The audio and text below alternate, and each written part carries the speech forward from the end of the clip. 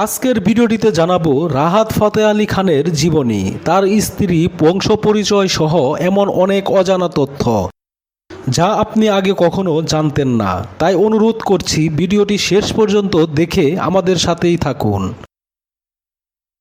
যে কণ্ঠ একবার শোনার পর আর ভুলে থাকা যায় না, যার গলায় যেন আকাশের কান্না আর আত্মার সুর লুকিয়ে থাকে, তিনি হলেন রাহাত ফতেহ আলী খান। 1973 সালের 3 ডিসেম্বর পাকিস্তানের ফয়সালাবাদে জন্মগ্রহণ করেন তিনি। এক এমন পরিবারে যেখানে সঙ্গীত শুধু পেশা নয়, ছিল আত্মার সাধনা। তার রক্তে ছিল কাওয়ালি, তার শিরায় ছিল গজল, আর তার হৃদয়ে ছিল সুফিবাদী সুরের সাধনা।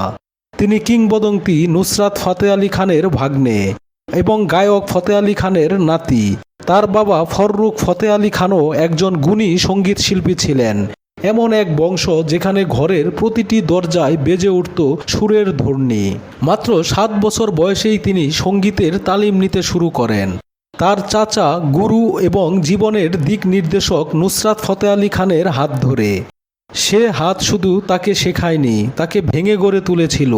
আর সেই পথ ধরেই রাহাত হয়ে ওঠেন উপমহাদেশের অন্যতম শ্রেষ্ঠ কণ্ঠশিল্পী। বলিউড হোক বা ললিউড হোক, লাইভ স্টেজ হোক বা সুফি আসর, রাহাত ফতেহ আলী খানের কণ্ঠই ছিল মানুষের আত্মার আরাম। জাগো সোনিয়া, তেরি মেরি কিংবা ওরে পিয়া, এইসব গানের পেছনে থাকা সুরেলা কণ্ঠটি একটাই, রাহাত। তার ব্যক্তিগত জীবনও সঙ্গীতের মতোই মেলায়েম। তিনি বিয়ে করেছেন নিদা খানকে। পরিবারটিকে সবসময় ব্যক্তিগত রাখেন তিনি, কিন্তু জানা যায় তিনি এক স্নেহশীল স্বামী ও পিতা। চলুন তার কিছু ব্যক্তিগত তথ্য দেখে নেই। পুরো নাম রাহাত ফতেহ আলী খান, ডাকনাম রাহাত। জন্ম তারিখ 3 ডিসেম্বর 1973। জন্মস্থান ফয়সালাবাদ, পাকিস্তান। পেশা সঙ্গীতাঙ্গ ও কণ্ঠশিল্পী। উচ্চতা 5 ফিট 4 ইঞ্চি। ওজন 90 কেজি। চোখের রং বাদামি। স্ত্রী নিদা খান। ধর্ম ইসলাম। রাহাত ফতেহ আলী খানের কণ্ঠে যেমন মানুষকে মোহিত করে, তার জীবনও তেমনি অনেক কিছুর সাক্ষী।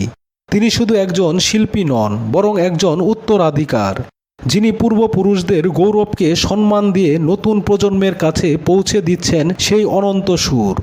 ভিডিওটি শেষ অবধি দেখার জন্য আপনাকে অসংখ্য ধন্যবাদ।